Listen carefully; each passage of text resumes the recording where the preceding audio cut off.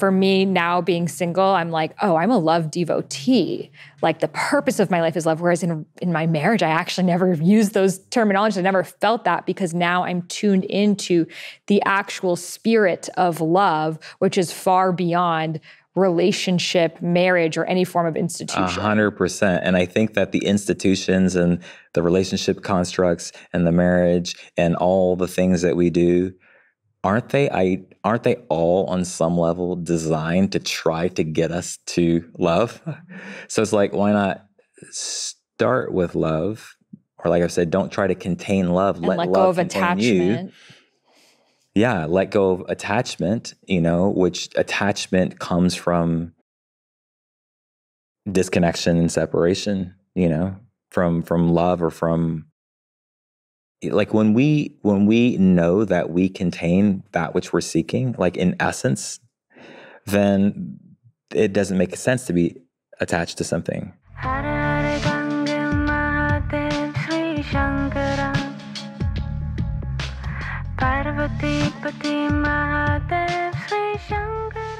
Hi, I'm Sahara Rose, and this is the Highest Self podcast, a place where we discuss what makes you your soul's highest development. I love bringing my personal friends and conversations I'm having in my real life on this podcast. And not too long ago, I was at this beautiful event, and we ended up at a friend's gorgeous mountain home where, of course, we drop into consciousness on what is sex, love, relationships, and life, which is just casual conversation in my life here. And, for me, being on this journey of really understanding what is love, that is the question I have been sitting with this year. And I feel it's the purpose of why we are here, to be living embodiments of love. And I've noticed in my life and the lives of many people, relationships are the things that people struggle with the most. It's the thing that we want and the thing that sometimes feels the hardest, not just to get, but to maintain and to continue to flourish in the way that we want. So this beautiful king just dropped in. It was his house, and he just starts like channeling freaking source. I felt like I was at Agape or something. And I was just like, oh shit, okay, we need to continue this conversation on the podcast. And, personally, being single now for the first time after 7 years, I have really been sitting with wanting this beautiful, conscious relationship and to meet someone that I see as like my God man in human form. But sometimes it's hard, especially for those of us that are like, yeah, I'd love to surrender to the masculine, but I can't find someone that I feel safe enough to. Who can I trust, especially when there's wounds of betrayal and things like that in the past? So we're going to be diving into this. It's going to be an honest conversation. I'm going to be not only speaking for myself, but channeling a lot of the feminine in these conversations that I've been having. So he's going to be channeling the sacred masculine for us and also just sharing our personal experiences. So he is a coach, a speaker, a soul who also loves to dance as much as I do. And let's welcome Oren to the Highest Self podcast. Thank you for having me. I'm excited to be here with you. Excited to see where this conversation Me too. Us. So the first question I'd love to ask you is, what makes you your highest self? I feel my highest self when my heart is open and I'm in my shine. Because when my heart is open, I'm allowing love to flow through me, to flow as me.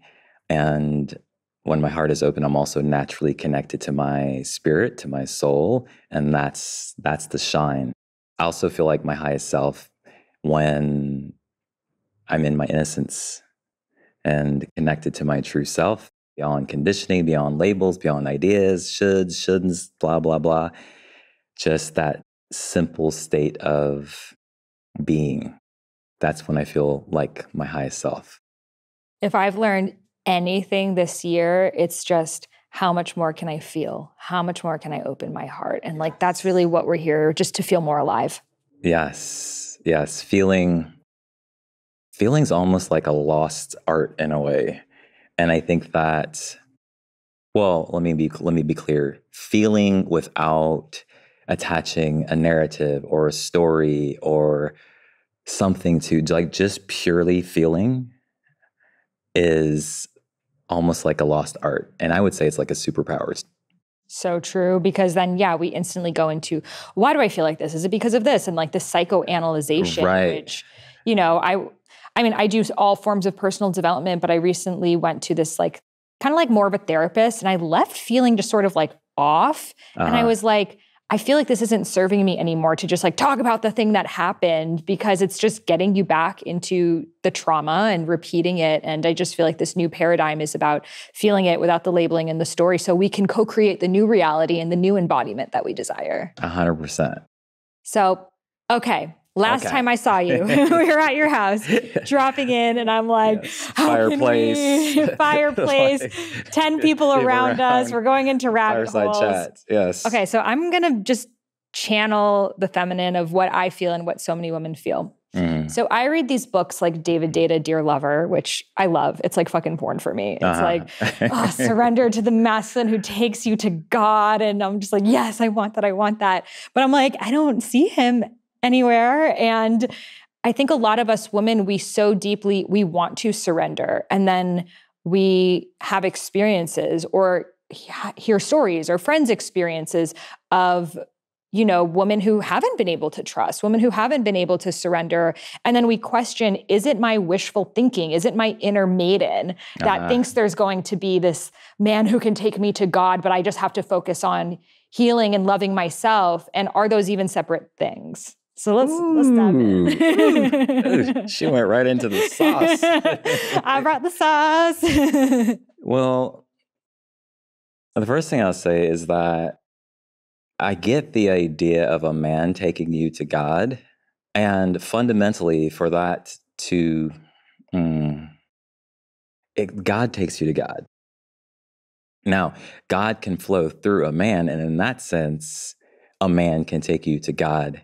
But I think at the depth of that desire, of that real, juicy, relevant, perfectly fine desire to experience a man taking you to God, there's nothing wrong with that. That's like the dream, right?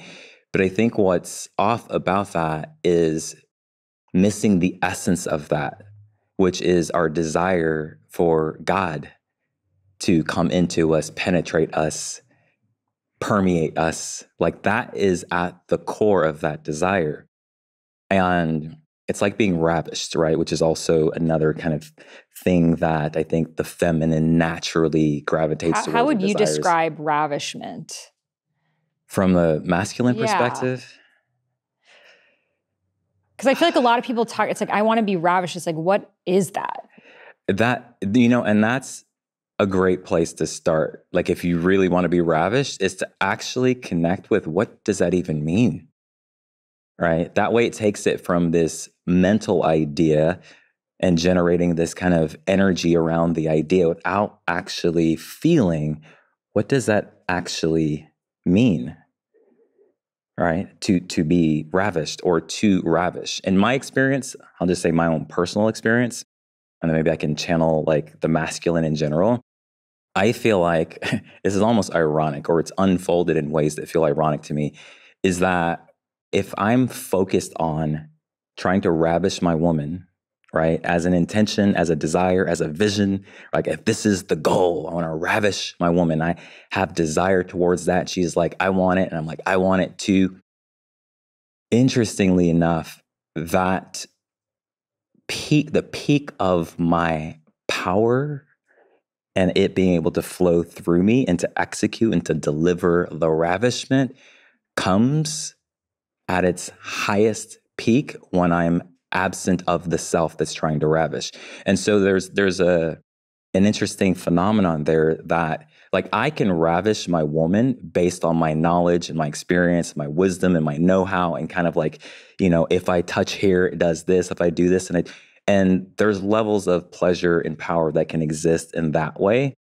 But I think, again, in essence, when we tune into the energy of ravishment and its pure sense of the awakened masculine, it's God, which means that we have to vacate the space or be a space for God to flow through us to channel that level of penetration and that level of power.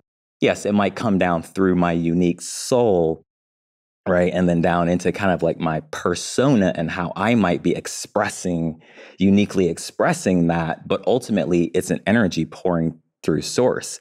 And so when women crave that, they're also craving God, right? And for God to flow through a man, that requires that we be a space for that. So all of our ideas have to be let go of, any associations with our value or our worth on being a good ravisher or a bad ravisher. All of these things, as they dissolve, they actually open up more space to be the champion ravisher. And so in a way, like the stronger the desire there is for it, we can channel that energy of will, but will is at its highest potency when we're in a state of surrender. Yeah. What you said about like kind of the performance anxiety and how even with like ravishment that comes, because I think that's where a lot of couples get confused, right? Like I can speak on a feminine leaning woman. And again, I don't know everything with queer relationships and how these dynamics work. So we're kind of just speaking about it in a cis heteronormative way. And there's many different forms of this. But for a feminine woman, I feel it's, this desire to be filled with something, like to be filled with something that will take you places that you can't go on your own, and to have a man that's so just like focused on you and all and energy and attention to you and like praying to God through you. And this like transcendental experience allows you to feel like the temple, the goddess, like the place where the man worships. And I feel so many women, desire that like deep honoring and being seen and being moved through, especially because we have this void within us, our womb space that, you know, has this desire to be filled. But then if we tell a man we want this, then that could create that performance anxiety. So it's like, it does. So what do we do? 100% it does, right? It's not the like the telling like that. The intention there might be pure. It's like, oh, maybe if I give you some instruction, give you some tips, give you a little encouragement, then that's a good thing. It's where it's coming from, right? And that's, generally speaking, like being told what to do, if anything, I don't think connects a man more to God. It definitely does not promote more trust. And I think at the core, this is another element of, you know, being able to ravish or allow source energy to move through us in that kind of uninhibited way, but highly intelligent, right? That's the other fear hidden in there, the fear of power. It's like, if I let myself go completely and surrender and allow this level of energy to flow through me, what if I mess up? What if I do something wrong? What if I create pain? And these are all the fears that then have the self, our human self, trying to ravish. And not to say that we can't, right? But that's what comes in. But I was going somewhere with that. Well, and on that, I know a lot of women, they like tell their partners, like, I want you to just like ravish me and this, but the men are afraid. Yes. Because you have been trained to be gentle and this. So then women are like, no, I want you to be like aggressive with me. And they're confused. Exactly. Yeah. Exactly. Be aggressive, but don't do this. Be this way, but don't do that way. Be this way, but don't. We're confused too. I'm just going to be honest. What that does in our being, and this will come back to the ingredient that I was going to mention that I just remembered. What that does in our being is it puts us into our head. It puts us into human consciousness, just meaning the limited construct of all the data that we've gathered in our brain, which can be useful, knowledge, wisdom, the past. I know when I touched this way, it went this way before. When I did this, it makes us calculative. And when we're calculative, we literally squeeze God out. So even though we can still generate power and generate energy, and this is our version of ravishing, it's mediocre at best. So what's required is actually probably scary for most men, and it is complete trust. Trust. That's an essential ingredient to be able to allow to trust, right? And when a man is being told what to do, which is different than encouraged. If there's inspiration coming through, then it's coming through inspiration. But when a man's being told what to do, especially if that instruction or that request contains also, and don't do this, then it's almost like energetically he's being invited into a state of control, especially if the invitation has control in it. But that control is like the anti-ravishment, right? And control is coming from love. It's a desire to be in honor. It's a desire to be express love. Like that's why we control, but it's still coming from fear. And I'm not trying to oversimplify this, but it is actually quite simple. I'm not trying to say that it's easy, but it requires a level of trust to completely let go, to allow the peak of our energy, the actual divine masculine to pour through us uncontained. And I see, and including myself, I see a lot of men being challenged with trust. And there's a lot of like, in a way, this isn't like the literal way to say this, but in a way to get into a place of trust that's transcendent and trust your heart, and then therefore be able to trust source energy, you almost have to not give a fuck. Oh, we fucking swear Yeah. here. You almost have to not give a fuck to be able to give a fuck on that level. Yeah. And when I say give a fuck in the purest sense, it just means care. It means honor. It means respect. But see, our hearts in the field of love that we are is intelligent enough to be able to execute that. But that's the fear, is that if we let go of our control mechanisms, that we'll be less intelligent, less capable, and we might cause pain. And so a man will be trusted, in a sense, to the depth of his ability to penetrate his own heart and his own feminine, to the depth of his willingness to be in integrity with his own spirit and his own inner code, right? It's all of these more transcendent energies that create the roots of trust that then have, even subconsciously in the relationship field, have it feel to the woman in her heart and in her body, trust, like she can relax. So there's a lot of potential, there's a lot of distortion around this idea of trust, and it's well-meaning, but if you're trying to be trustworthy, you're already not trustworthy. Because if you're trying, you're in an energy of carefulness, which means you're still operating in fear. Yeah.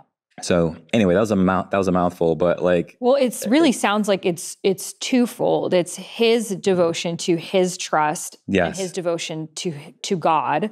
So one question I have, which I want to ask after my second question, is, can a man even take us to God who's not connected to God himself? Which I kind of think we both know the answer. Yeah. No. Probably not. Probably not. Can't take you places he can't go himself. But then also as the feminine, who, a lot of women are partnered with men who aren't deep in their spiritual practice. And they're like, so do I need to give up on this desire? It's like, can you find the God in the man? I think you can find that if you have a devotion to finding God within yourself. And not even like, God, where you at, God? But like literally, like you don't have to search for God the same way you don't have to search for love. It's like Rumi said, it's our defenses we've built up against it that block our awareness and allowing of that which we call God. And so as we surrender to God, or like my boo says, make love to God, right? Then you are surrendering to the ultimate divine masculine itself, God, source energy, right?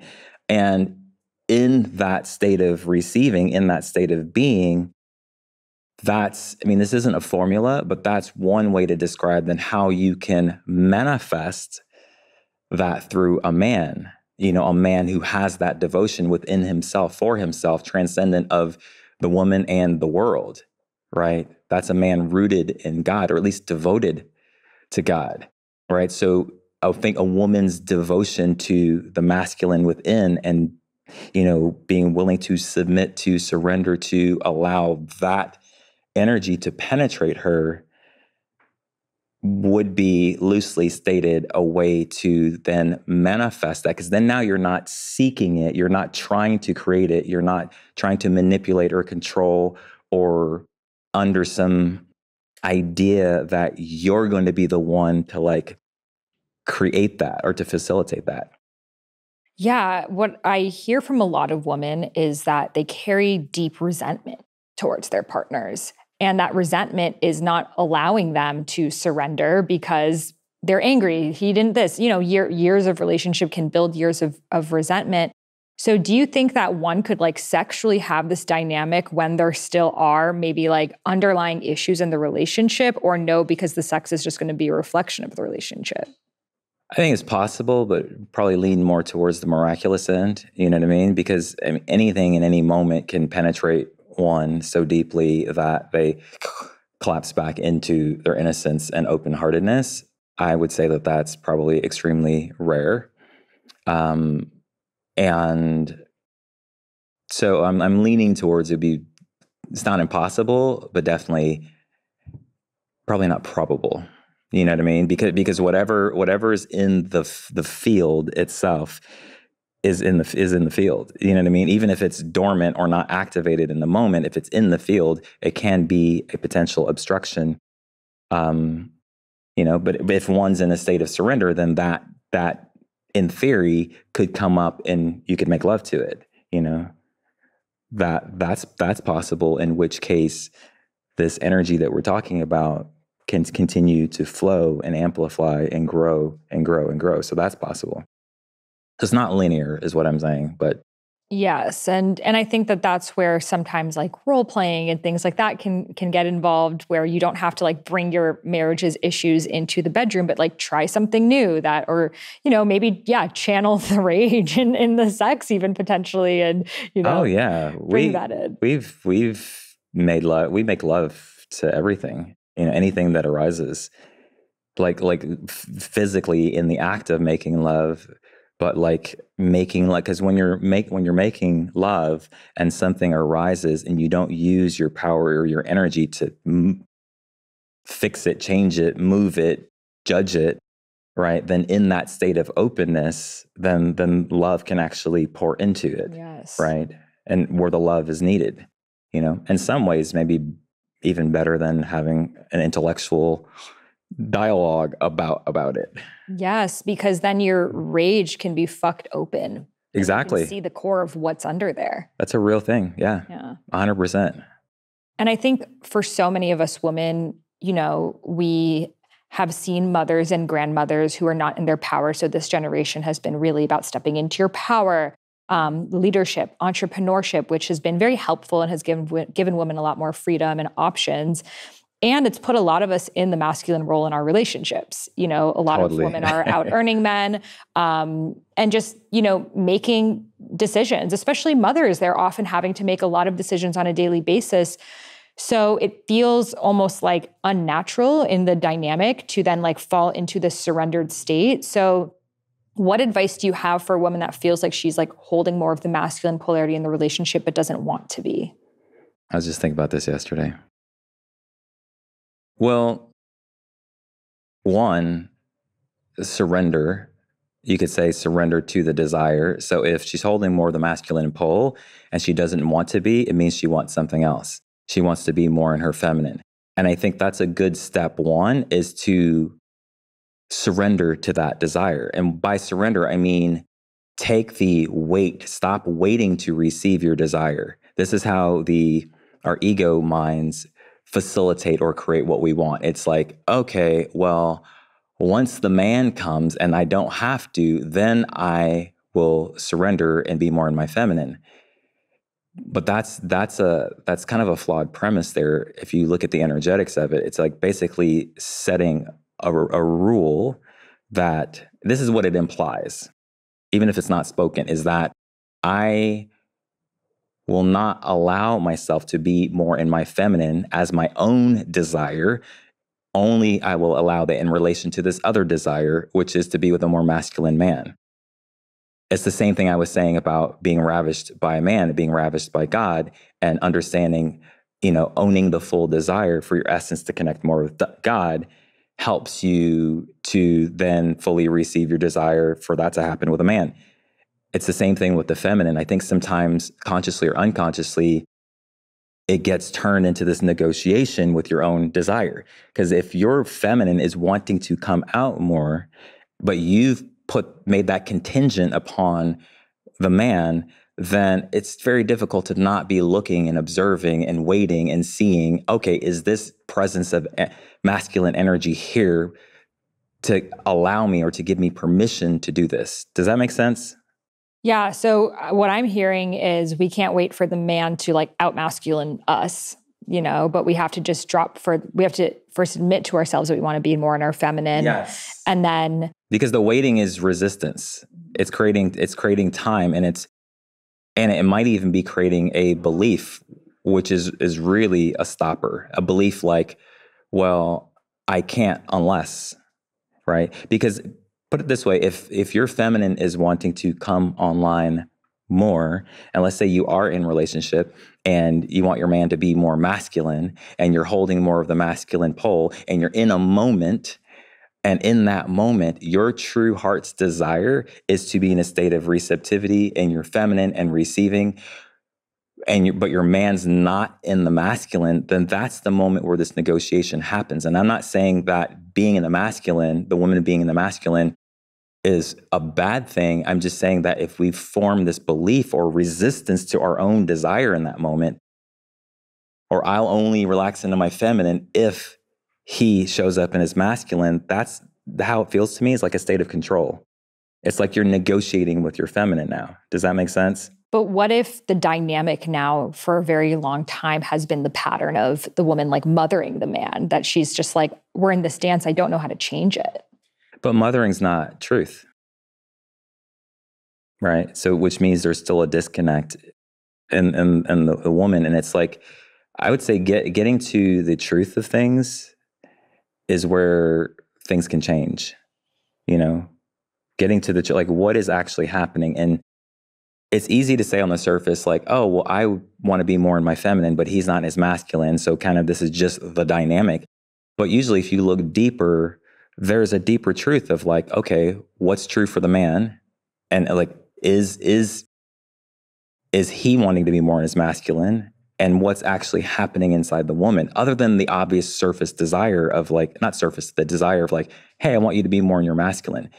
When I've worked with people on this individually or together, there's almost always a disconnect from the truth of like what's actually happening here versus just looking at the manifestation. Like right now, he's not in his masculine, so I have to be. Is that what's actually happening? So I think that the getting to the truth and to the intimacy, if this were an inquiry or an investigation, and getting to the heart of it, both for a man, if he's like, oh yeah, you want more of that from me? I do too, right? If there's an alignment there, right? And bringing love in, which then allows you to illuminate and see like what's true here, like what is keeping the masculine energy from arising more in a man. And I think that if a man's in judgment, or in fear, and then if a woman really, really wants that, then they're both in resistance. And so then it becomes very difficult to see like what's actually happening here. So then it might just be like, for a man, be like, man, I should be more in my masculine, which is a sure recipe to not be more in your masculine. Does that make sense what I'm saying? Like to get to the truth rather than be like, look at it so kind of like, oh, I'm in my masculine, you're not. And kind of just look at it on that level. Like Yeah, having the conversation first and even seeing, does the man want to be more in his masculine, first of all? And I think a lot of men would say, yes, I do, but we have these distortion ideas of what that even means. Exactly. And the truth will penetrate that. The intimacy will penetrate that. The vulnerability, and you almost have to put the goal aside for a second to even get to that level. Because if you make it such a highlight, especially if you have history around it and it's been illuminated and spoken about and becomes a thing, then that's what I've seen has been difficult to get to, like, what is it? Even for a man, especially a man who's in his masculine brain, and in the doer, right, trying to understand the formula and become more masculine, may not understand or know the value of, or know that he even needs to get into his own heart, instead of being in the, well, this is what it looks like to be more masculine, and I just need to work towards that, right? If you try to get to the truth, or to the point of power, to the manifestation, and you bypass what's going on in your heart, then even if you have the codes, you can't execute them. And if you can execute them, it's not sustainable. If the heart does not open and relax. So how can women let's say a woman, she has kids and the husband is kind of just doing the bare minimum, getting by, they're not having sex, and she's desiring to be held and to have this like masculine like leadership in the house and this ravishment, but it just feels like those days are so far behind. And maybe the man doesn't even understand like the nuances of feminine and masculine. How can a woman bring this up? Is this a conversation for her to bring up? Should she just focus more on like polarity practices and being in her feminine? Like, what can she actually do? I would say both, you know what I mean? Like, complement any practices with also penetrating the heart, because the heart has the ability to transcend communication barriers because it's the essence of communication. And I think that like, and when I say heart, it could be like, if a woman wants her man to be more present, for example, and she is only focused on like the result and just saying, well, this is what I want, and this is what you're not doing, and this is what I want you to do. That's one level. Take it a level deeper, expressing the same thing from the heart might look like, it's like when you're in a state of vulnerability and you're more truthful about how you're feeling about what you're saying, then the communication becomes more powerful and you have more of an opportunity to create or develop or cultivate whatever it is that you're trying to cultivate. And so I think where it becomes complex for women is if sometimes unbeknownst to them, they're actually in their head. They're feeling, so they're like, I'm in my feelings, but they're actually in their head and they're still feeling. And so then there's very little power to communicate, especially if a man is like closed or if he's not present. So then you could be like, hey, be more present. And he could agree or disagree or try to be more present. But when you're in your heart, then maybe the communication, it's not even the words, it's the energy. It's like, I see you. Like, what does your heart need right now? You see, because not being present is a side effect. Otherwise, if the man's in his masculine, he's not present, and he hears, hey, be more present, and let me just grind and try to be more present, so then I'll be a better man. It doesn't work. You see what I'm saying? And the man in that example might not even know how to get in touch with his own heart. That's why if a woman is in her heart, then the vibration, the resonance of the heart field has the ability to activate the heart field in another person. And there's an energetic clarity when you're speaking from your heart. It doesn't matter if you're spitting fire. If it's coming through the heart, it's like it clears through the distortion. And that's why, for example, if a woman says, my man's not that present, and she's like, I'm trying to encourage him and say all that, but if she's not honest and vulnerable and saying, I feel unsafe when you're not present, and that's kind of hidden over here, and then it looks like, hey, I'm just offering good advice to you because I care about you, then how that comes across energetically, it's like the head meeting the head, right? Yeah. And I agree with everything you say. And like, I feel like as women, sometimes we feel like our subtle cues are not picked up on. So we need to be so explicit with what we want of like, I need you to be more present with me. I need you to, when you come home, drop what you're doing and this and that, because we hear that men need to be told things explicitly, but then it's let's pause on that. Is that true though? I don't know. Is it? Is it not true like black or white, but right. I think that's an overrated and potentially flawed idea. Yeah, it's a very masculine, intellectual form of communication. It's very like level 2 David data of like, I need you to do this because I feel this, and like formulate. Right, and even the way you said that, then it's like, now I'm present. Exactly. Now we're making... right, it's not even what you want. It's not, that's what I'm saying. Is that even true that that's what's wanted? If we really look at that energy, right? Men need to be explicitly told what to do. Why do they need to be told what to do? What man are we talking about? We're talking about the aspect of the intellectual aspect of the masculine, which is only one aspect of a masculine. But is that the guy who ravishes? No, it's not. The guy who ravishes is one who's fucking tuned in, tapped in, turned on, passionate, alive, free within himself. That's not coming from his head. So even if a man succeeds, at being a brainiac, a genius at saying the right thing, being told what to do, does it actually activate passion? No, it doesn't, because it doesn't arise from the being. So that's what I'm saying. Is that even true? I think it's an idea, and a woman who's in her heart. Here's the thing, going back to the heart. A woman who's in her heart, truly, and which means she's not in a state of lack. She might be feeling the lack of her desire. She could feel eager, but she's vulnerable and in her heart. If a man says, honey, I just need you to tell me what to do, her fucking oracle is going to be like, bullshit. That's not going to work. Yeah. Do you see what I'm saying? Oh, I would hate that. Yeah. Right. But a man who's in his head might believe that that's what he needs. Right. And just tell me what to do. I'll do it. It's like, well, I want you to want to do it. Right. Yeah. Exactly. I want you to want to. So where does that want come from? It comes from being connected. That's where the actual passion comes from, to be moved towards something. And I do think that women's desire for that is not misled, because it's like, it's in you. I want it, and you actually want it too. So if a woman's trying to encourage or help or assist a man, if genuinely she's being of service in that way, or even expressing her needs and being like, hey, what can we do? Then this is why the heart is so important. It has the power, the intelligence, and knows what to say, how to say it, when to say it. Do you know what I mean?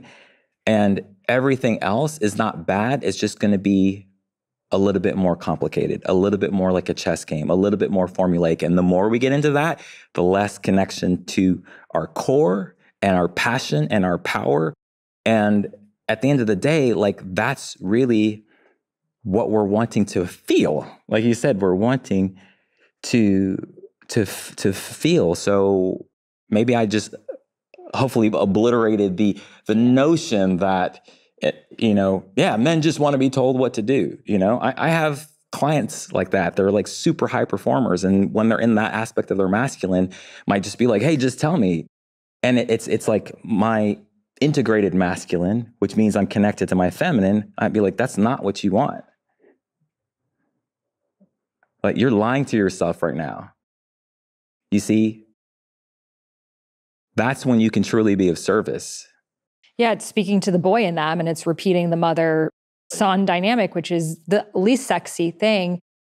And, I think it's like we learn about things like nonviolent communication, and it can help us if you're going from like just yelling at each other with no heart to here's a formula that can help. But I have this friend who they took a nonviolent communication course, but then the husband was demanding that she can only speak to him in this formula.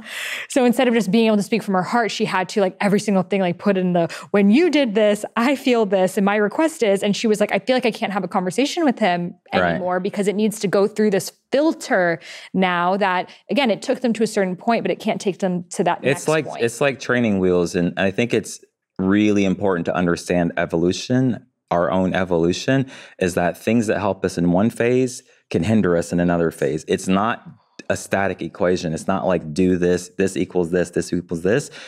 These forms, these structures, processes, knowledge itself really is designed, to me, in its essence and its purest function, is designed as a platform to go beyond form or to integrate into being, to where we're not having to calculate something. It's a tool. It's almost like it's an evolutionary tool.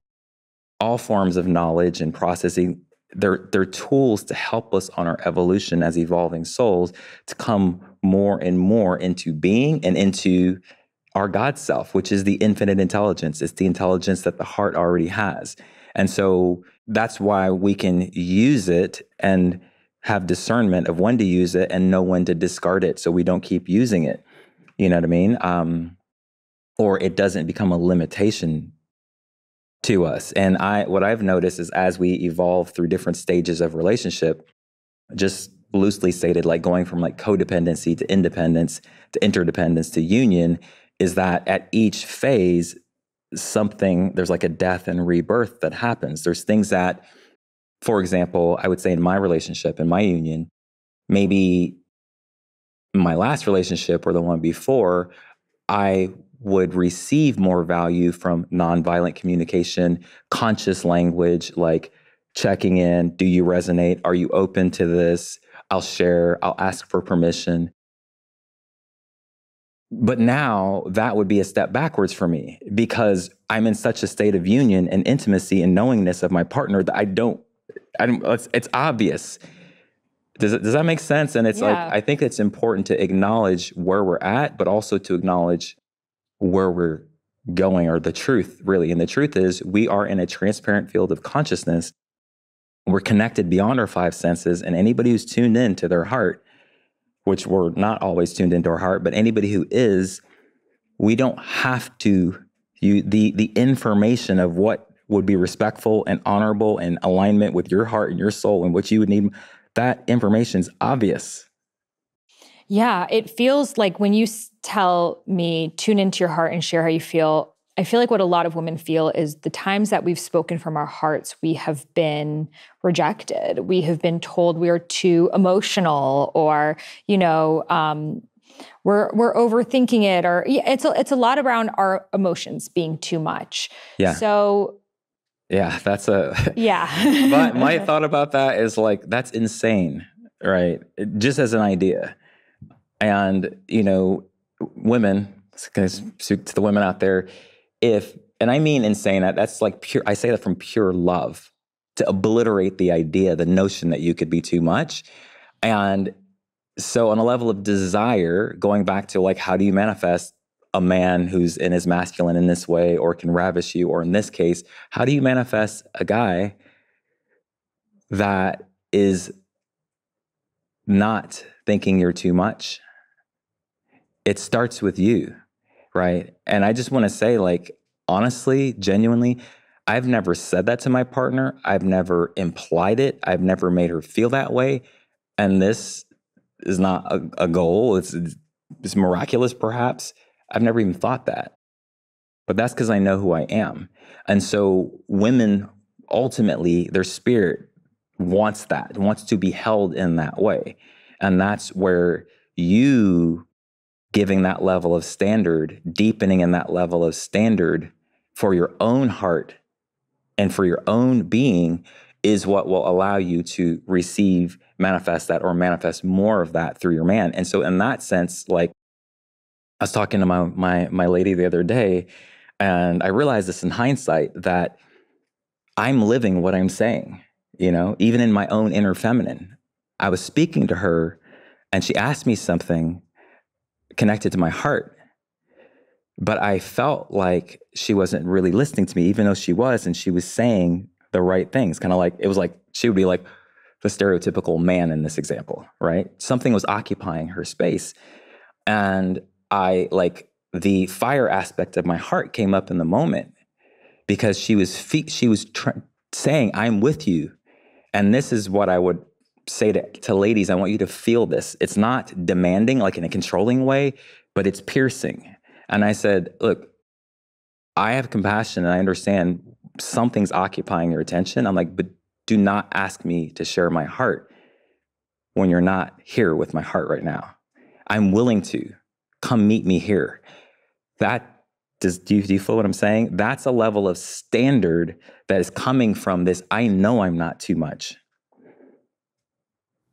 Right. I suggest to women not to be demanding, but that level of self-love will command that. So then it's not just your words like, hey, I'd like you to be more present with me, or, oh, I understand, things are really, really difficult at work. It's like, then you're able to be compassionate with why the man is whatever struggling with being present.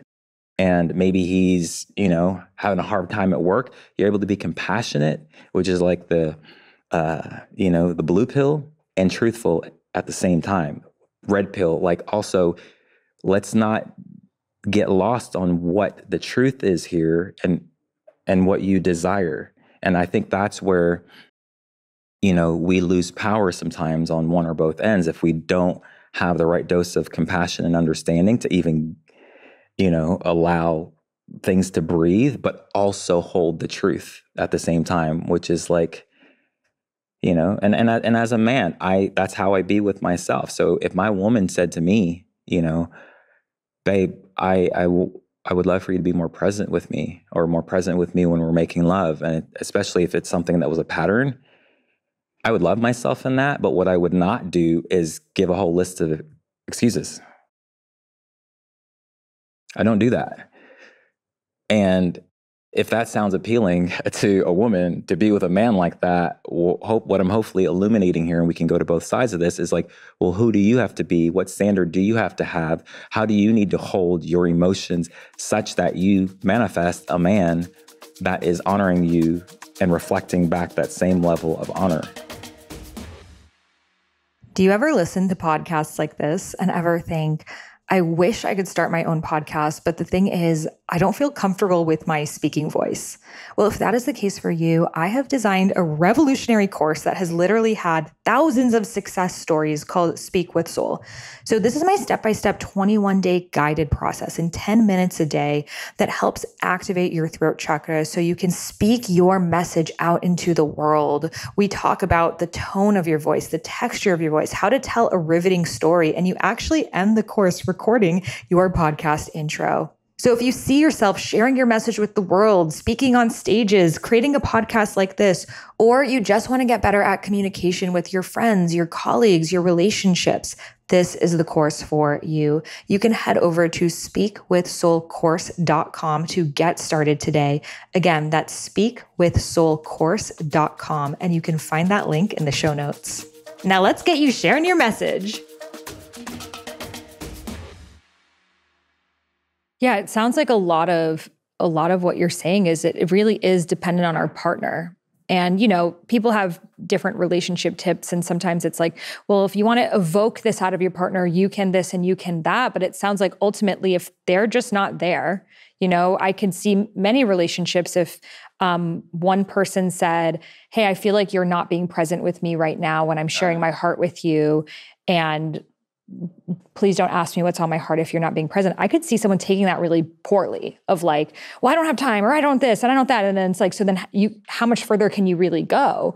Well, I think the answer to that question, which is one thing, even if it's uncomfortable, that brings you to a sense of peace, is it's very difficult to answer how much further can you go if you're still in resistance and you're justifying your resistance. Like, well, I tried to say that before, or I would try to say that, but I know it's like, it almost feels like a moment in time. If I were to just simplify it, it's like, if you have one moment of putting yourself out there fully, which is a bold statement, and you're not holding back, you're not watering down, you're not hiding things, and you just like from your heart express yourself fully, and you're devoted to that, then it becomes abundantly clear very fast the alignment and what's possible and what's worth even working on.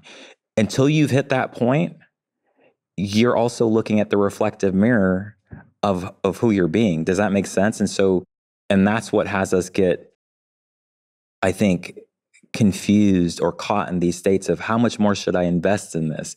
At what point am I pushing this? At what point can I see, is this just not here available?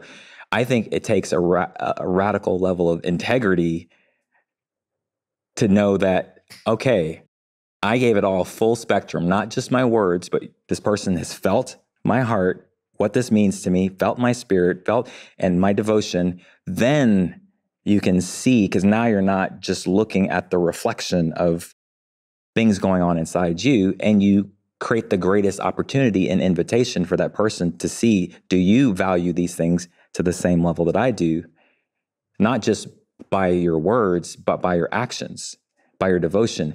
Then I think you have incredible discernment and be like, okay, I've said it all. But so many times, including myself, it's so common to think I said it all. It's like, yeah, but did you say it in the way that you're saying it to me right now? I said that to a new client recently, and he was trying to convince me at first. He's like, but I said that, but I told her, but I was like, but did you share with her in the way that you're sharing with me right now? And he's like, probably not. I was like, probably not. He's like, okay, not. I was like, so you don't know what the outcome is.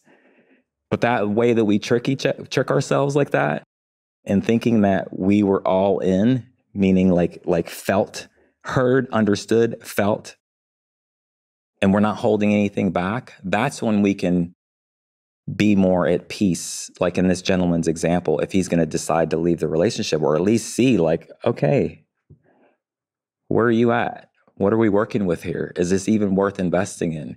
But I think that's, you have to be really honest with ourselves that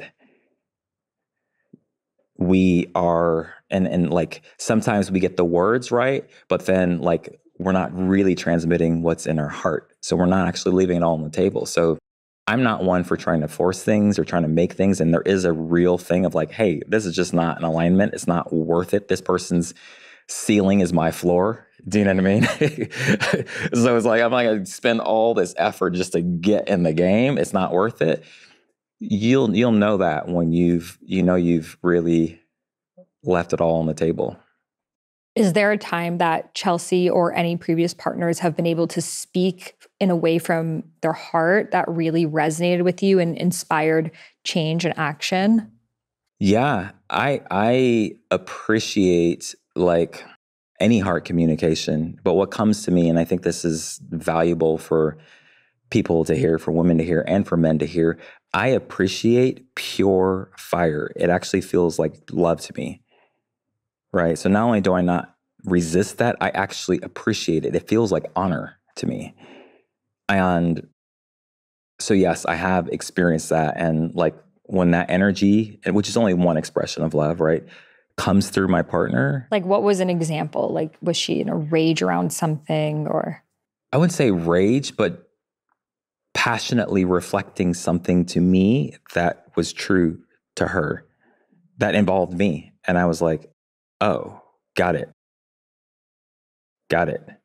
How did you not get defensive? Because I feel like men often, when they feel that anger, that rage, that fire of a woman, their guard goes up. But this is the thing that we can have fun, like picking this apart like scientists. And I say that because there's what you're saying and there's who you're being. And the who you're being part is, you can feel it, but it's invisible, right? And what I'm saying is, just if I can try to make this scientific somewhat, that the potential of someone being defensive lowers to the degree that you raise the heat on how much you're actually communicating from the purest fire in your heart. And that's something that's energetic. It's very difficult when you're penetrating, or even if you're expressing rage or something, but it's moving through the heart and through this vulnerability and through this acceptance, how it hits the other person energetically, it makes a massive difference how much it's in the heart. And that's why, for example, even if it's coming from love, that you're like mostly in your fire, but then 20% of your energy doesn't want to hurt the other person's feelings. Ironically, that 20% of resistance makes it harder to digest what you're saying. But somebody who's more purely in a state of like rage even, there's just less susceptibility to being defensive. I think where defensiveness gets encouraged energetically is when someone's not fully in their heart, they're not being whole with their communication, they're actually holding back. And when somebody's purely like, and no matter what the emotion is in their heart, it's almost renders you silent. It's very hard to be, yeah, but you know what I mean? Because of the buts, the defensiveness, it's trying to find someplace in you. It hooks into whatever resistance is inside you, and it's like, oh yeah, but, or like let me close. But if you're like, I'm here, I'm open, and that's what I said. It doesn't matter if it's joy, inspiration, or rage. It's very difficult energetically, or it's a lot more difficult for someone to be defensive. Because they can feel the love that's moving through that. And, and it's not so much about the language of like, don't say you statements. I'm sure there were you statements in there, but it was still coming from this place of, I love you so much that you did whatever the thing is, that the language was such less importance. Whereas when we're in our heads around like, make it about how I feel, don't make it about them. Then there's that wall, which is felt, and the other person mirrors the wall. And then there's just continual separation. And then it seems incredibly complicated. And it's like, oh my God, we're stuck. Like Chelsea and I, we don't get stuck, and what I'm describing here as I reflect is one of the favorite things for me about our relationship is we don't have to get the words right, because we have a foundation of safety and honor in our field that it's like, you know what the fuck I'm trying to say? Do you know what I mean? Like, you don't listen to words. It's the meaning. What's the intent? It's so loud. It's so clear. And we're so much about that we don't have to like be so attentive to our words. It's like, there's, a trust in like the intention of what's being spoken. And that's why we don't get that distracted or get lost in the sauce on like, oh, but you said this, or you said that, and that wasn't true. It's like, okay, whatever, where are we going? What do we want? What needs to be served here? And that takes a lot of courage, but it's possible. It takes a lot of courage and it takes a lot of trust. But trust is an interesting thing, right? It's like, how do we actually develop trust? We don't develop trust through control. That's how the ego tries to create trust. It's like, if I can control this, then I'll feel safe and I'll trust. But that's not the truth. You can't relax if you create trust through being in control. Trust gets created actually from feeling safe in the unknown, from resting in something else. And I think that's a very important ingredient for relationships, is that it's such an abstract concept. It's very palpable in the feeling of it or the absence of it. But it's kind of like the word fear, or I have this block coming up, or this fear. Sometimes we get so abstract and disconnected from the feeling of what we're saying. But trust is another one of those things. We just try to oversimplify it. Like, I don't trust, or I'm not feeling safe. And it's like, but do you actually know? Are you on a pathway to getting to trust? Do you even know the way there? How do you do that? Or if you're rebuilding trust, how do you get there? What is it? Right?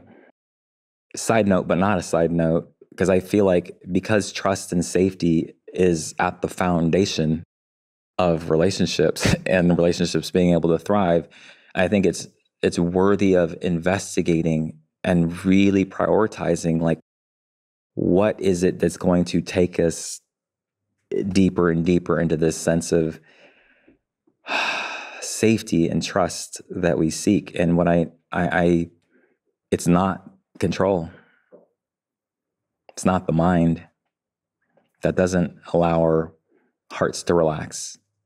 Somehow, some way, however, crawl, walk, stumble, fly, trip, slowly, quickly, quantumly, it's one direction, it's towards love. If there was some sort of lie in a relationship where the trust was ruptured, what does the pathway of rebuilding trust look like? I think, again, getting to the heart of the lie is a piece of it. I'm only starting there because it's the piece that usually gets left out. Because the other piece, which is like almost like the spirit of it, would be like the truth. It's the integrity. That's where the power is. That's where, communication can flow. And so if that's been disrupted, and then one tries to come back into integrity, I think the heart piece, and this is investigating, like, within oneself or within a relationship even, what was really at the heart of this action? Like, what was going on inside your heart from a true place of care? And care and compassion doesn't mean agreement. Care and compassion doesn't mean you're endorsing bad behavior. It just means, like, let's see what's here. Because the disconnect or out of integrity up here is the behavior. And so it's not that the behavior is not relevant or shouldn't be tended to. It's just that the behavior that broke the trust is a side effect of a disconnect, but what's at the heart of the disconnect? And maybe, maybe you start there, maybe you wind up there, but that is a key ingredient, even for an individual to try to trust themselves again and be like, okay, like, why? Like, what was happening deeper inside? You go deep because that's where the love's trying to enter. And that's really the basis of where the healing's going to happen, that allows you then to take the impulse of your integrity, and create the new behavior in a way that's going to actually sink in and be sustainable, to where you're actually trusting yourself even. So, I mean, I could go deeper into that, but in essence, getting to the heart of why. Because if you're asking why and you're in upset, then you're not going to, it's a different question. It's like, why would you do that? Because basically what we're saying is like, that was wrong. It's like, okay, you're right. It was wrong. Okay, I shouldn't have done that. Okay, now what? Now what? You got to kind of get past that layer, which is still the like the protection or trying to come back to a sense of safety and power, and into like, what's really at the heart of this? You know? Because ultimately we lie because we believe that truth won't be accepted. And that if we tell the truth, we will be abandoned, which is, eventually the lie comes out and creates that thing. So, speaking about infidelity, because I would say in the state of California, it's the number one cause of divorce. And I feel a lot of people, when something like that happens, it's about the lie component. And I think it's also the shame as well, that person carries a lot of shame, so they don't know how to say it. So of course they're lying. And it just, creates this dynamic where it's very hard to rebuild from. And we've interviewed different people on the podcast, and some were and some weren't. So I'm curious your take on this, and and even questioning monogamy and relationships. I know you and Chelsea are in a monogamous relationship. We've briefly spoke about this, but sometimes it feels like the solution to infidelity is just to be open, because then that fear is no longer there. But I know a lot of people's deepest desire is not that. Yeah, I wouldn't say there's a one solution, but it's like, again, it's like, why, getting to the heart of it, like why, what is it that created the behavior, right? Because that gives you the code of like, how do you actually restore trust? And somebody lies in a relationship, and this could easily be overly spiritualized and beat ourselves up with, but in most cases, maybe every case, if you have a relationship going along and then there's infidelity that happens, right? And so there's this, there's a lie there. In most cases I've seen, both people were lying on some level, maybe in different ways. Maybe this person is not cheating, but lying to themselves, or not actually expressing their needs or expressing their truth. And maybe over time, it accumulates to this disconnect, this disruption of intimacy in the field. And then maybe one person's reaction to that or is cheating. But to the victim who got cheated on, it's like, if you look back and like really look deeply, this is part of gaining back your own power, which also gain back a sense of trust, because it's like, in the distrust, there's also a distrust of yourself, right? Because you're like, oh, I had my heart open, I was in my innocence, and I was trusting, and see, it betrayed me. I was being truthful, this person was not. There is something valuable, I've found, to being honest and really seeing where were we not being truthful to ourselves as part of the dynamic.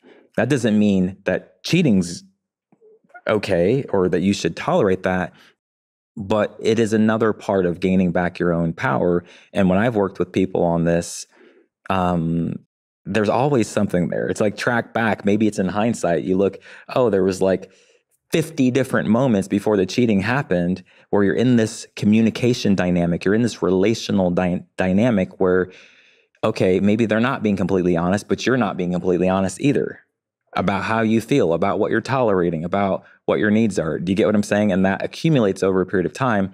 And what I'm saying is that that's also part of the reclamation of trust in oneself and being able to build towards even trusting another, because then you don't feel like as much of a victim if you can see, with compassion, of course, because it's not like you're trying to betray yourself, but you don't feel like as much of a victim if you can kind of see more deeply, like, oh, this is where I'm growing, and I was afraid to say this at this point, or to express my needs, or to stand up for myself, or to speak my truth in these instances, and that made me available for, see what I'm saying? So that's another key piece of it. Yeah, I definitely think that any energy that one person feels in the relationship, the other one does too. It's just whether it's conscious or not. Right. And often I feel people cheat because it's their way of feeling something that they don't know how to bring into the relationship. So they feel like they must get it from somewhere else.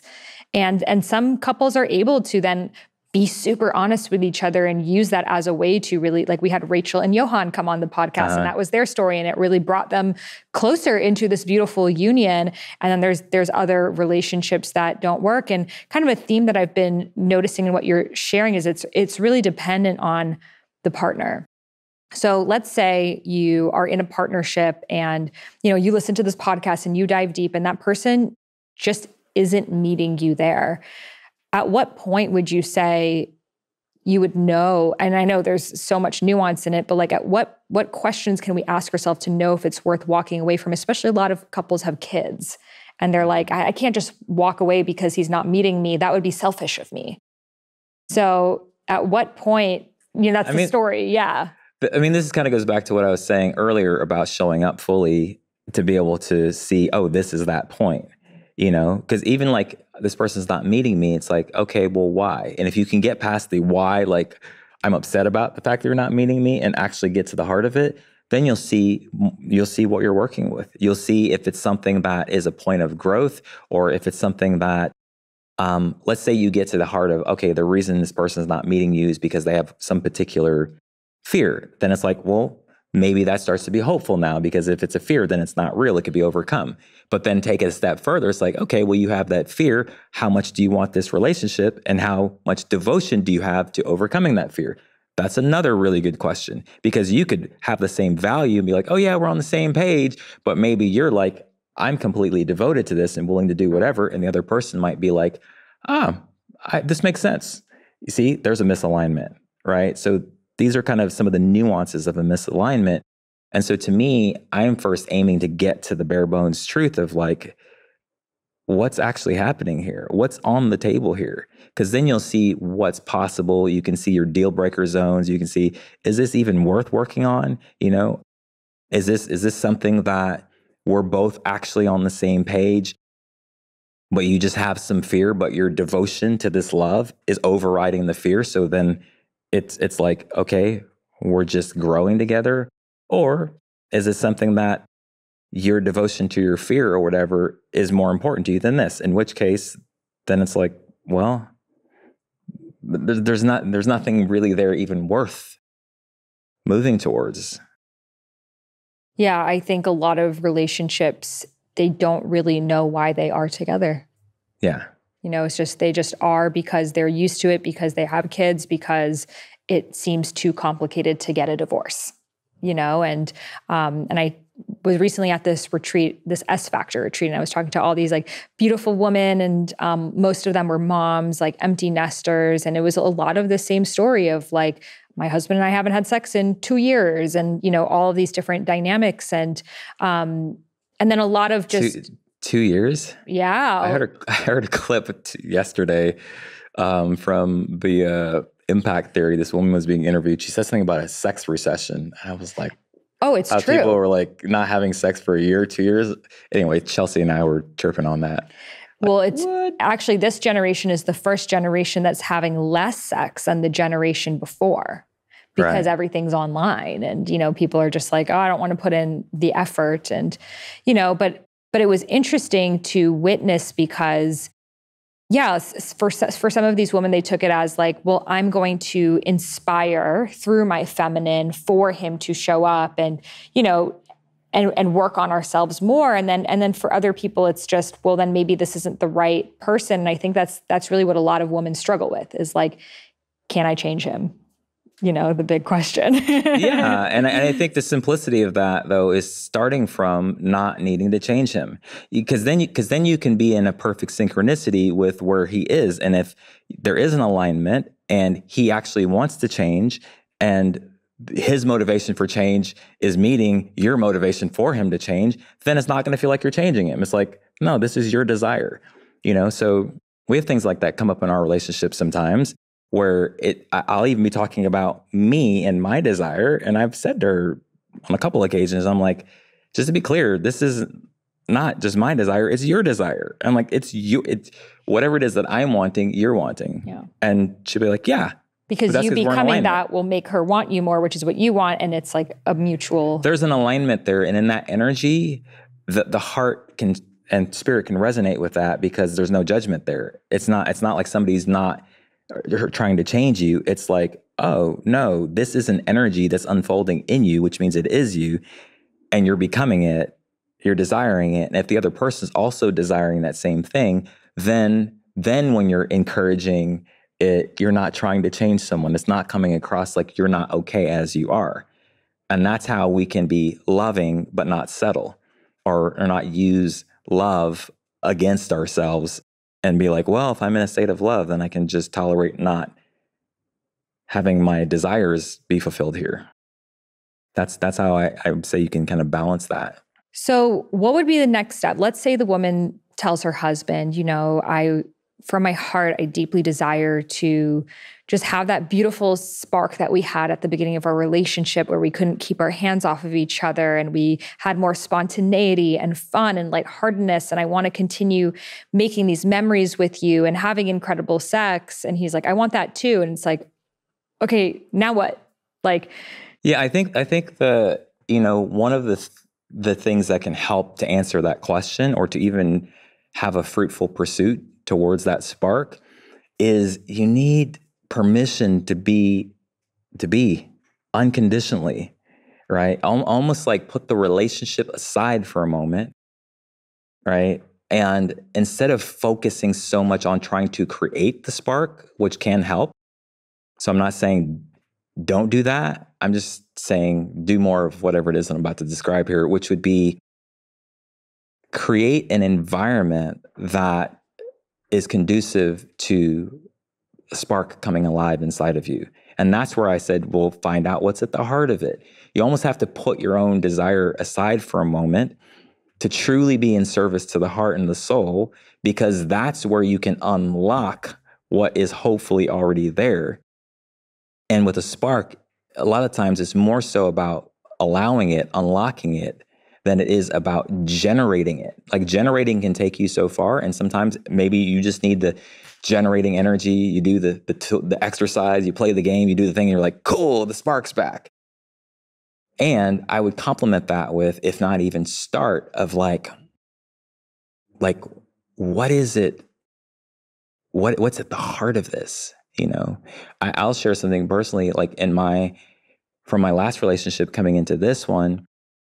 We both had a desire for increased intimacy, like sexual intimacy, sexual chemistry. I mean, our love life was amazing, and we're both ambitious souls. We're like spiritual Olympians. And so we're like, shoot for the stars, shoot for the stars. So there's an alignment there. And from my point of view in that equation, I realized at some point that my way of going about it was not going to get me there. And that was when I got in touch with my own heart and my own soul. And I was like, well, without any judgment or performance or being like, how can I do that? Put that aside for a moment. Let's just go bare bones. Like, where is this primal energy not fully being allowed? And once I discovered a well of that, I put my attention there. I took my attention off of this for a moment, the trying to find more spark. It's not like we didn't have a spark. We had lots of sparks, flames even. But, leaning into this desire for more, right? And I found for me, it's like, I don't feel completely free in my being. I feel like and this was subconscious too, some of this is in hindsight. I feel like the part of me that's so rooted in faith and knowing in an unexplainable way, like my faith in general in myself, within myself, is like pretty impenetrable. And I trust that, and I trust life deeply. But in relationship with another being there, and I discovered a lot of this along the way, I wasn't feeling completely free, not just like in my self-expression and being myself, but this huge part of who I am that I can't explain, which is my connection with God and my faith. And I was like, oh, that's not fully penetrating through my being in the relationship and in intimacy. And I was like, if I can get to that, that's going to result in that. And so,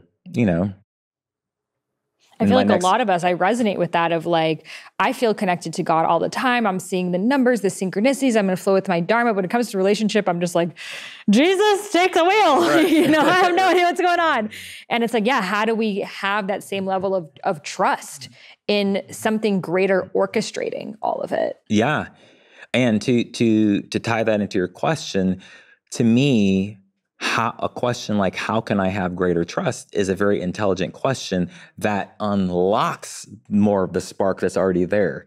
And I'm not saying that's always the case, but often that's the case, especially if you're like we want spark, or the spark we had, or the passion. Do you know what I mean? It's like, it might be bound up in trust, like very, very quite simply. And that's why the space of putting the desire aside, definitely putting the judgment aside, the eagerness aside for a moment, and truly being of service to the heart and the soul, and asking a question like, okay, well, why did we lose the spark? Do you feel the energy of that? It's not like we shouldn't have, that's bad, this sucks, we really want it. Curious. It's just like, truly like, why?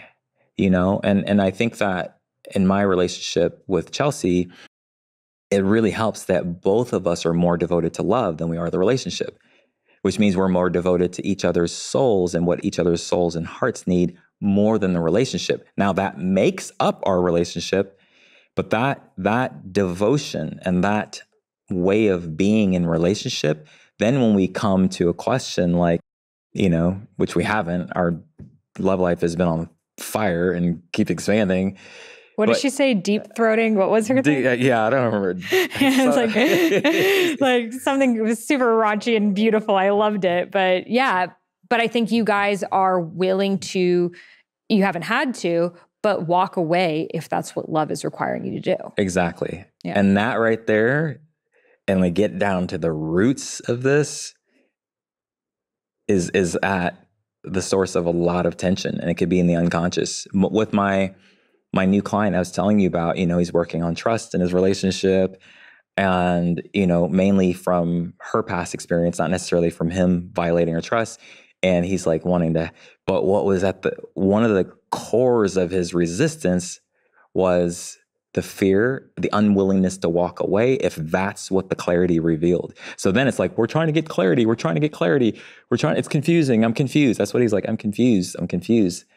I was like, step one, like, you're not confused, you're afraid. See, closer to truth. And he's like, you're right. I'm like, so don't complicate this.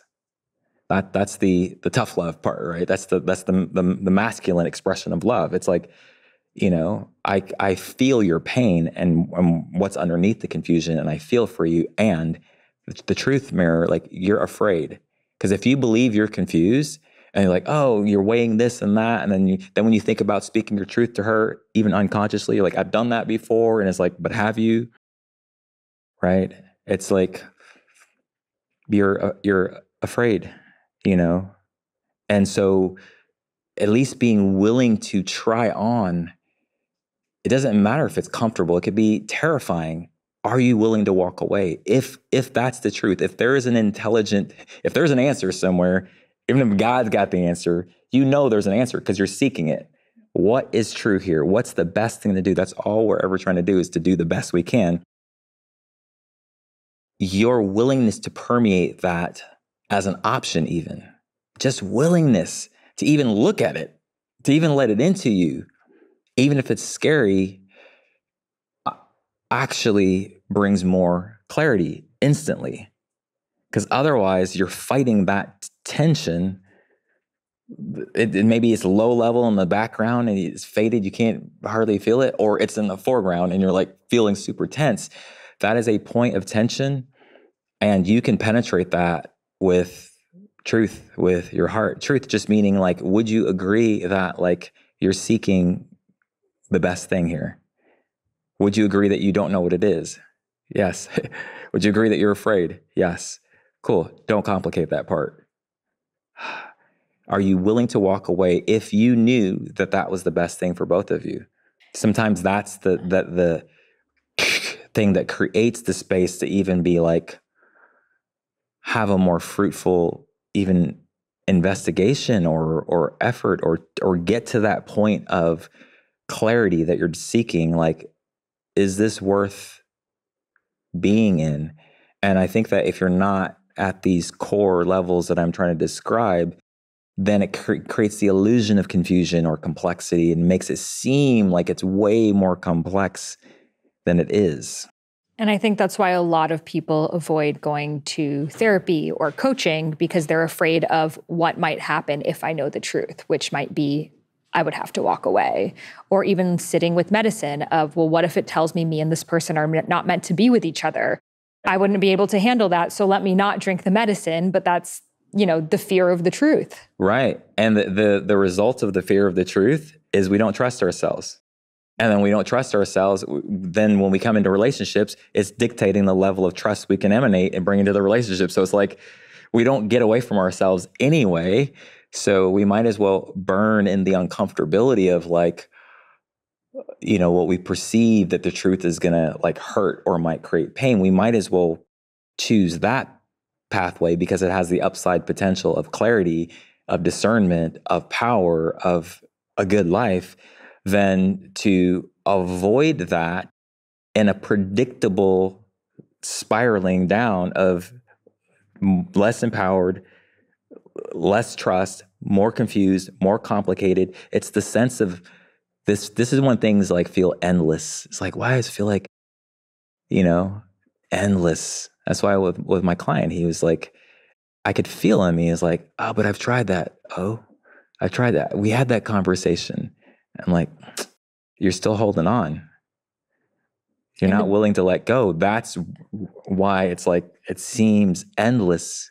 Like you're not connected to your own truth because your spirit is resonating with truly with your intention, with like, what's the best thing here? That is what you want, even if you feel like you're dying on the way there. And just admitting that and or humbling ourselves to that can release the resistance to it. Because when we have resistance, that's when we get caught in our head and we don't know for sure, or we're like, I gave it all, but then I still have doubt. And then it's like, then we're plagued with doubt and uncertainty versus clarity and like peace, even if it's difficult. There is a sense of peace about arriving at a place where you feel like, you know what? The truth has been revealed here, Yeah. And I think the goal of a relationship is not to maintain the relationship at any odds possible, but it's to live in love. And in my own experience, I would rather live alone in truth than in partnership in lie. Right. Because when you're in a lie, you're not in the truth, then on the surface, you might be like, hey, we're in love, but you're not actually experiencing the fullness of love anyway. And I mean, that's the big deal about love, is to actually feel it, experience it. Otherwise it's just a concept. Being with somebody doesn't mean that love's flowing. To me, that feels like prison. That feels like death. More so than being alone does. Absolutely. You know what I mean? It's like, if this is not like, if we're not actually here, what's the point? Yeah, for me now being single, I'm like, oh, I'm a love devotee.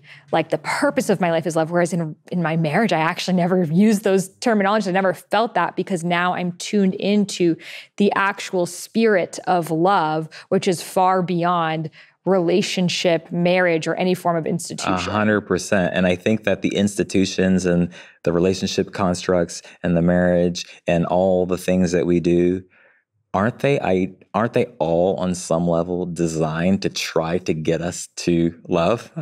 So it's like, why not start with love? Or like I said, don't try to contain love. And let go of attachment.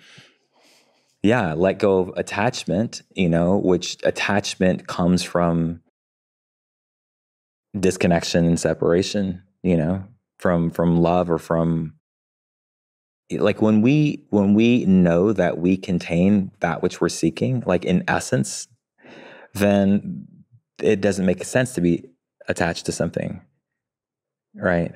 Then we're in a state of abundance instead of in a state of lack.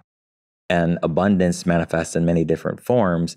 And when we're truly not understanding that, but in the actual state of allowing that, then in that state of detachment, then it's like love, which is in here, is just here. So then it can transform, it can shapeshift, change forms, but there's a continuum because the love is still there. And so then on a relational level, on a human level of how we want to express love in a relationship, then you can manifest, design, create, whatever, a relationship that's an expression of that love. See, so there's no loss there. And because there's no loss, part of attachment is the perception of loss. But it's just that, it's a perception of loss. Just because we change the form of something, whatever is essential. So there is not an actual loss there. So yes, we can, love that and grieve that. And, something about that's natural to our human experience. We can be compassionate, love that and grieve that without believing that there's a loss. Because as soon as we believe there's a loss, that's when we're attaching. It's literally like we're holding on to something and we cannot see that whatever we're seeking, we have, both inside of us and even have in terms of whatever manifestation, another partner, for example. And if we knew, let's be honest, if we actually knew, not understood, if we knew that, then we would transition from one expression of love to the other, more like little children. Just be like, oh, it's like I'm playing with this toy. It's awesome. And I'm not trying to de-romanticize or take the sacredness out of relationship, but on an energetic level, it's like if we knew what is true, which is abundance, which is love is inside of us, then we wouldn't be attached. And to me, that's my more grounded way of understanding and getting to a space of detachment versus like trying to act like you don't care about something or let me detach from it. But it's like you deeply care. I think true detachment comes from revelation, comes from realization that, oh, I am the love that I'm seeking. So I wouldn't, when you know that, not if, when you know that, you are being filled with that. You're not feeling the lack of love at the same, you're just not. Our egos can't fathom that sometimes because you actually create more space for it. Exactly. Mm-hmm. Yeah. I've directly experienced this myself. So ladies, wherever you are, know that love is everywhere and it's inside of you. And sometimes we have to be willing to walk away from that which is not love for us to experience the wholeness that is love, which brings us back to God, which is really what we're all really desiring here, is to merge with the universal love consciousness through another. Exactly. And being willing to walk away from something that's not in alignment is love. That is love. So if Yes. look, most loving thing you do for both people. 100%. I think we'd all agree just on a basic human level. It's like, you don't want to really talk to somebody who doesn't want to talk to you. Do you know what I mean? Your mind might be like, man, no, I do. But like, you don't. You want to talk with somebody who wants to talk to you.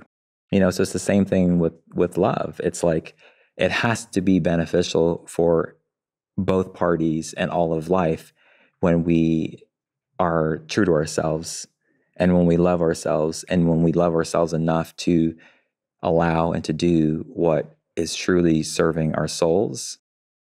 That there is no lack in that. It's not like, well, if I do that, then you're going to lose. Or if this leads me out of this relationship, it is literally impossible from the place I'm saying it for the other person to lose. It has to be a simultaneous gain because it's anchored in truth, and truth is anchored in abundance. Now, it might take a little bit of time. We're largely governing how much time it's going to take for us to allow the love that's present. And in the case of a relationship, allow another form to come in, and we've all experienced that before. It's like, oh my God, I'm dying. This is the worst thing ever. I'll never recover from this. And then you're like, oh my God, I'm so grateful for that. I'm so happy that happened. We've all experienced that. Always the glow up on the other side. Yeah. And I think over time, and this probably gets into a little bit of another conversation of like spiritual awakening, over time, that knowingness of that doesn't really leave you, even if you haven't experienced it or seen it. And so you eventually transcend the fear of death, because that's what it can feel like to the self. It's like deep pain, loss, I'm dying, you know what I mean? And then rebirth, I'm filled with life again. If you you die in rebirth enough times, and eventually you start to trust it. And then when you're like, ooh, a death. Exactly. What's on the other side? Yeah, it's like, like my life was already awesome, so I can't see it yet. Thank you, God. Next initiation. It just means it's about to get more awesome. Yeah. I love it. Well, thank you so much for sharing all of your wisdom with us today. And where can listeners connect with you further? Oren Harris, OrenHarris, at Oren Harris on Instagram, also on Facebook. And then my website is orenharris.com. Beautiful. Well, thank you again for being there. And thank you all so much for tuning in. If you love this episode, please leave a review for it in the iTunes store, and we will send you my womb meditation. This is a meditation to connect to your inner womb wisdom, which we spoke a lot about kind of today. It's that inner feminine knowing. So leave a review for the podcast, take a screenshot and email it over to me at sahara@iamsahararose.com. And I will send you that meditation. You can find all of that and his links in the show notes. Thank you so much for tuning in, and I'll see you in the next one.